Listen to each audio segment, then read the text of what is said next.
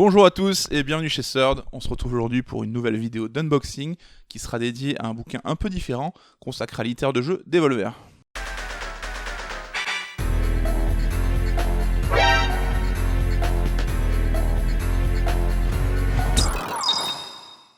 Alors, salut Damien.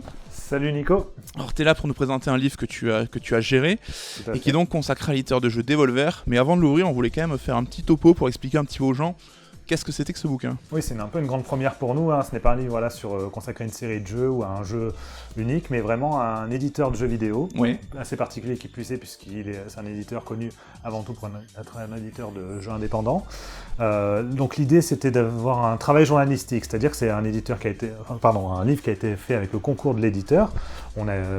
Les deux auteurs ont été vraiment en discussion avec les différents fondateurs d'Evolver, mais qui n'est pas un livre officiel pour autant. C'est ça. C'est-à-dire qu'on a eu carte blanche sur le fond. Les deux auteurs, donc Baptiste Perron et Pierre Mogin, ont écrit en toute liberté le récit de l'histoire de Devolver, comment ça en est arrivé là. Et donc notre idée, c'était vraiment de capter quelque part ce qui fait la philosophie de cet éditeur, quelle est sa place aujourd'hui dans le monde du jeu vidéo, et du coup, comment en fait justifier l'essor du marché indépendant et cette philosophie qui leur est propre et qui aussi nous rappelle un peu nous sur certains aspects. Tout à fait, on vous en dira un petit peu plus tout à l'heure, mais là on va quand même on va passer au déballage. Et là Damien, est-ce qu'il y a un carton à ouvrir? Alors le carton est tellement lourd qu'on va le laisser. Voilà, il n'y a pas de carton aujourd'hui. Non, on n'a pas de carton pour le déballage, mais... Voilà les deux. Donc voilà, les deux ouvrages. Donc là, en premier, c'est évidemment l'édition classique et l'édition First Print. Alors juste première chose, on va vous montrer un petit peu par rapport à un livre classique, parce que vous n'avez peut-être pas forcément l'idée, mais il faut savoir qu'ils sont un peu plus grands que nos formats habituels. Voilà, on est sur le même format en fait que sur The Art of Dead Cell ou C'est Third ça. Artist pour ceux qui se sont procurés ces ouvrages. Si ce n'est pas le cas, il faut le faire tout de suite. Donc voilà, c'est du grand format qui plus est qui est illustré. Voilà, totalement illustré. C'est la grande particularité.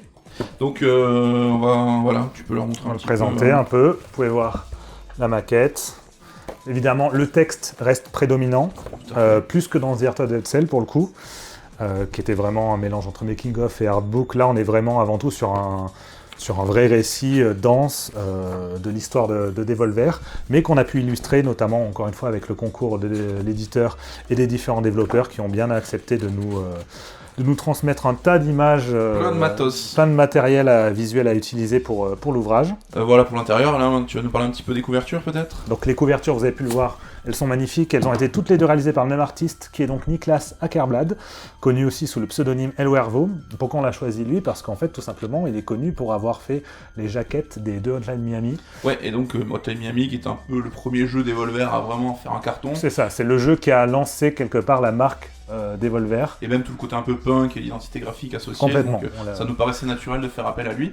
Et on a tellement kiffé ce qu'il nous a proposé en fait qu'on lui a même demandé de faire les deux couvertures. Voilà, il a demandé de faire les deux couvertures. La première, c'était vraiment une commande de notre part, c'est-à-dire l'idée de partir sur un truc abstrait qui dériverait du logo Devolver officiel, parce que vous le remarquerez, il a fait sa sauce, mais en fait, la base même du Devolver, c'est le logo officiel de Devolver Digital. Par contre, on lui a laissé complète carte blanche sur l'autre couverture, voilà, où il est parti dans quelque chose aussi de très abstrait, mais qu'il a intitulé... carte blanche à El Huervo, ça part souvent un peu loin. Il a appelé ça la tempête de Devolver, Saint-Mogul. Donc on vous laisse interpréter ce que ça signifie, les différents choix de couleurs, on notera qu'il a quand même essayé de faire répondre les deux couvertures en termes de colorimétrie. Très dynamique. Et il y a même eu une couverture qu'il avait fait avant de faire celle-ci, qui a été rejetée, on ne dira pas pourquoi, mais la que personne couverture, n'ira jamais. qui est à la rédaction, qu'on adore. Qui est un chef-d'œuvre, mais que vous ne verrez jamais. Voilà, donc c'est pas grave, parce que les deux couvertures sont là, vraiment c'est cool. Vraiment absolument magnifique. Donc déjà, on a quand même face à un bel objet, un bouquin donc illustré plus grand que ce qu'on fait d'habitude, mais comme d'hab, avec ça, ce qui nous intéresse vraiment, c'est le fond du livre. Donc tu vas nous en parler un petit peu plus maintenant. Donc le fond de l'ouvrage, je l'ai dit, il a été écrit par les deux journalistes qui sont donc Baptiste Perron et Pierre Mogin. Pierre Mogin qui avait déjà écrit pour nous, qui avait écrit la légende de FF6 et qui avait écrit des articles dans les Level Up notamment, ou les jeux vidéo.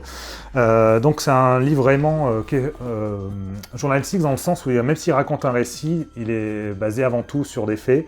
C'est-à-dire qu'il n'y a rien de fictionnel dans ce qui est raconté. L'idée c'était de s'inspirer au maximum des dires en fait des différents acteurs tournant autour de la sphère Devolver. Donc ça va être évidemment les 5 fondateurs de Devolver, mais aussi en tout plus de 40 personnes qui ont été interviewées pour l'ouvrage. Donc des développeurs même qui n'ont pas travaillé au final avec Devolver. C'est ça l'idée, d'avoir un peu demandé aux gens des studios qui ont travaillé avec Devolver comment ça se passe, quel est le type de relation en interne qu'ils peuvent nouer, et d'avoir aussi justement des gens qui n'ont pas travaillé avec Devolver, et d'avoir un petit peu leur avis là-dessus. Donc c'était un peu essayer de démêler l'intrigue, le fil de comment travaille Devolver. Est-ce qu'ils sont vraiment aussi punk que leur image le laisse entendre. Et alors, spoiler, ce n'est pas complètement le cas, hein, c'est en même temps de vrais businessmen. Ouais, alors il y a du côté quand même un peu punk, un peu sans parler à l'arrache, hein, on l'a vu nous quand on a travaillé avec eux, ça s'est fait simplement, il n'y a pas de contrat ou quoi que ce soit. Mais on voit aussi que y a quand même, ça reste des professionnels, donc avec une démarche derrière, avec des idées qui sont quand même mûrement réfléchies, et donc c'est ça qu'on va un petit peu raconter là-dessus. Voilà, c'est vraiment les différents aspects de ce qui caractérise presque le quotidien même de leur manière de travailler avec les développeurs, et comment un projet se lance, comment ils financent, comment ils accompagnent aussi ou pas, en fonction des cas, les développeurs pendant toute la conception des jeux. Projets, ouais.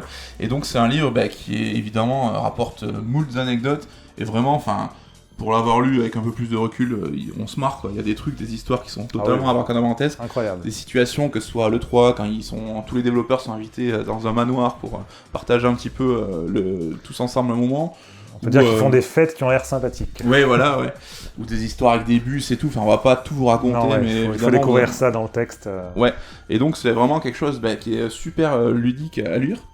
Et donc on va pas oublier pour la version collector, parce que ça vient aussi avec, comme d'habitude, un ex-libris et une jaquette. Évidemment, donc l'ex-libris qui permet de profiter d'autant plus de la merveille réalisée par Nicolas Ankerblad. On va l'afficher dans votre salle de bain. Et la jaquette, si vous voulez, alterner de temps en temps avec la couverture réversible, donc vous pouvez avoir les deux visuels, donc si vous aimez les deux, il n'y aura pas à choisir. Hein, il n'y aura pas à choisir, vous pouvez alterner tous les jours une vision différente d'El Huervo.